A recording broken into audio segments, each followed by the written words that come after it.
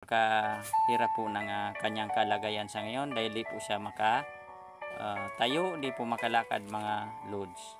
Ang araw po tabi tatay. So, ano po pangalan mo tatay? Benedicto Avila. Benedicto Avila. Ayun. Pinadala po yung ating sponsor. Kahit pa paano mayroon po kayong maiulam tsaka yung maisasaing na bigas. Ito po tatay. Ilang taon na po ba yung yung sitwasyon na ganyan po na yung kalagayan nyo? Ay, kuha ng 10, sobra ng 15 anyos. 15 years. Bali 15 years na pong ganito po yung kalagayan ni tatay. Ano po yung findings ng doktor yung karamdaman nyo po? Sabi daw. Ay, hindi man ako nagpa-doktor. Hindi man po nagpa-doktor. Di nyo po napapacheck upan si tatay kahit isang beses? Hindi man po ayaw niya. Po niya mga lods magpa-check up. Minsan kasi mayroon naman sa mga barangay baga, may pre-check up naman yung mga... Po, di man kalakad. Nakakalakad. Hindi man po tayong... Halos 15 years na po yung kalagayan po ni tatay na hindi po siya nakakalakad. Andito po kami ngayon sa Rawis, Piudoran, Albay. Nakatira lang po kayo dito, pinatira lang po kayo. Meron naman po kayong mga anak, tabi na? 3. 3? May asawa na. Puro may asawa na. Tumutulong naman po siguro sila pag Hindi po. Ang nararamdaman din nawara man sana. Kaya po pala tsaka hirap din sa buhay, no? Siguro sapat din sa pangangailangan ng kanilang pamilya. Para ako man sa naganap buhay. Kayo lang po naghanap buhay. Ay inaabutan niya po natin si nanay, awan. Tatanaman ng sapinan. Opo. Sinan dalawang na iwan. Opo. So yan po tatay, binigay po sa atin ng ating sponsor kahit pa paano meron po kayong maisasaing. Saka medyo meron din po maiulam, no? Ilang taon na po kayo tatay? Kuha na ako, sobra ng 70. 70. 70. Senior, baga, senior na din. Pero naman ako baga yung mga sa senior, no? Kahit pa paano.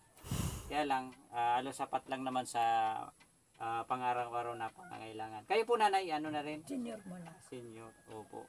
Si nanay lang ang naghahanap buhay. Ilang taon na po kayo nanay? 60. Senior citizen na. Everyone. Anong iniinom mong gamot? Kuha. Pinukati. Lagundi, saka Daon Marigoso, salbog yan. Herbal lang po. Ano po? Po talaga kayo tatay nakakatayo? Di man. Grabe, 15 years po. Ano po? Ano po ang naging cause niyan nung kung bakit naging ganyan po yung inyong kalagayan? Tabi tatay. Kuha ka Sabi ko magara na di. pagtrabaho. Trabaho po. Trabaho niya. Ano po yung trabaho niyo po dati? Binubuhat na lang po si tatay na po siya nakakalakad po sa kanyang sitwasyon. So nahirapan po kayo magbuhat sa kanya.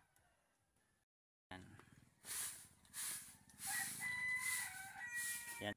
Napakahirap po ng kanyang kalagayan sa ngayon dahil di po siya tayo, di po makalakad mga loads. So dito po siya natutulog.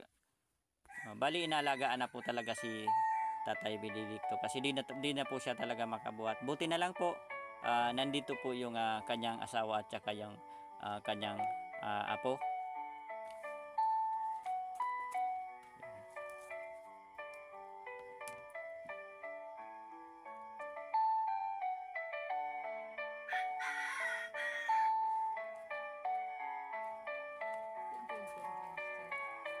So bali po ay sila pinatira lang po dito mga lods. So wala po silang sariling lupa para pagtayuan ng kanilang bahay.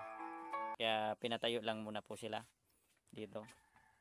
Yan, so ganito po yung sitwasyon ng kanilang bahay mga lodi. Po, sponsor sa bagas ng tao. Jo, nahirapan din po kayo sa talaga sa sitwasyon po po. Po. Bali kayo na lang talaga ang naghahanap buhay. Ako lang. Pero yung mga anak nyo di man umuwi dito. So, bunso, nagdarang bigas dito. Ay, buti naman po. May asawa man na to. Ay, opo. Ayun tatay, maraming salamat po sa inyo at sana po may mga mabuting puso na tumulong po sa atin Para po yung binigay ng ating sponsor. Ayan. Thank you so much po. Kahit papaano, meron po sa atin nagbigay. So, yan po mga lodi, yung mga gusto pong magpaabot ng tulong. Yung gusto lang po mga lodi. So, pwede po kayo mag-PM mga lodi. Dahil po yung nakikita naman po natin yung sitwasyon ng ating kababayan. So, masarap po sa pakiramdam kung tayo po nakakatulong sa mga kababayan po nating mga nangangailangan mga lodi. Daw niya maglabas dito. Opo. Yan na lang. Kailangan din po kasi nanay nakakalabas-labas din para maarawan. Di ba tatay? Kung naaarawan ka, mas lalong lalakas yung resistensya mo. Kasi yung init, kailangan din ng katawan natin. Dito siguro may upuan, pwede ka dito. Masisinaga naman ang araw dito. Po. Ayan. Yan mga lodi, oh. Yung kanilang bahay.